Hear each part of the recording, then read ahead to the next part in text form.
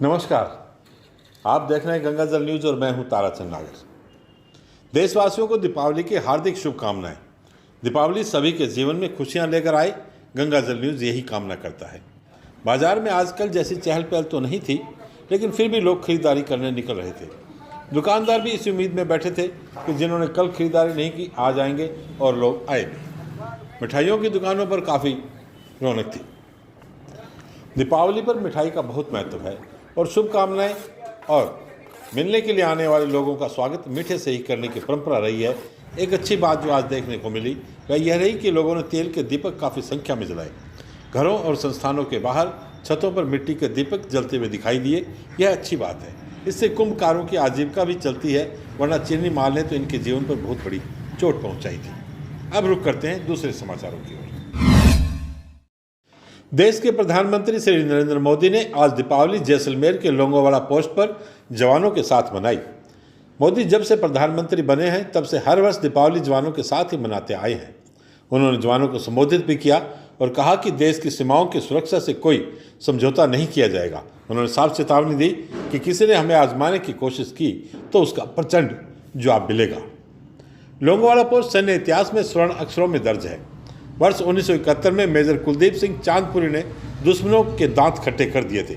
लोंगोवाला की लड़ाई को आज 5 दशक बीत चुके हैं, लेकिन आज भी लोंगोवाला पोस्ट को याद किया जाता है। 4 से 7 दिसंबर के मध्य इसी लोंगोवाला पोस्ट पर देश के मात्र 120 जवानों ने पाकिस्तान के 2 से 3 हजार जवानों को धूल चटा दी थी। आम आदमी सामान्य जीवन में प्रतिदिन युद्ध लड़ता है। जिंदगी जिनके सामान्य है उनके लिए होती होगी, लेकिन आम आदमी जीवन में जितने युद्ध लड़ता है उसकी कहीं कोई गिनती नहीं होती।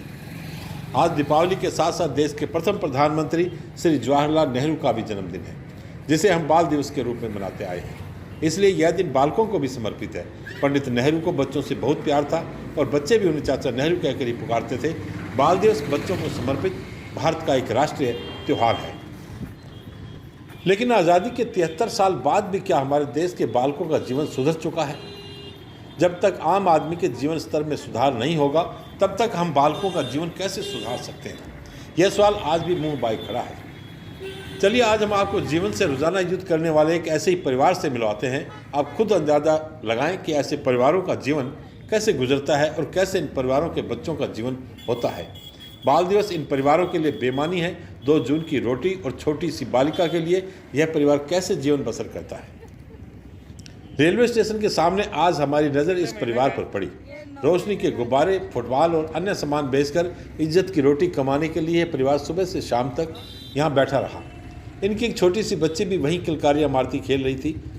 इस परिवार ने बताया कि वह जयपुर से आया हुआ है, 1 माह से यहीं है। आज कितना सामान बिका के जवाब में उन्होंने बताया कि 2 फुटबॉल व 7 लाइट वाले गुब्बारे बिके हैं। क्या इनसे गुजारा हो जाता है?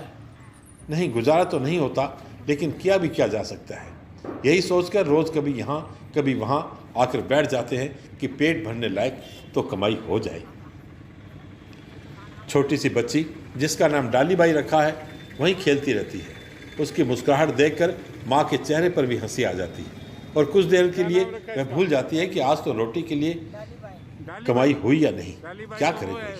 हमारी सरकारों को इनकी याद तब आती है जब चुनाव आते हैं। योजनाओं के बोझ तले इनका जीवन सुधरने की बातें दम तोड़ रही हैं। कितनी फुटबॉल बिकी आज? 4-5 बिके हैं। 4-5 ही बिके हैं। और ये इधर वाले 10-15 कितने सुबह से बैठे हो? सुबह 7 बजे आए थे। और ये क्या चीज़ है? ये लाइट का गुब्बारा है, दीपावली का। लाइट का गुब्बारा। ये कितने बिके? ये 4 पीस। 4। थोड़ी बिक्री हुई? हाँ, कमी होती है। तो इतना भीड़ नहीं आता है ना। आज कोरोना के कारण से भीड़ नहीं थी। हाँ। कहाँ से आए हुए हो? जयपुर से। कितने दिन हो गए? इधर 1 महीना हुआ। 1 महीने से यही काम कर रहे हो? हैं? एक बच्चा है? ये आपकी वाइफ है? हैं? तो जयपुर से लाए थे क्या? हाँ, जयपुर।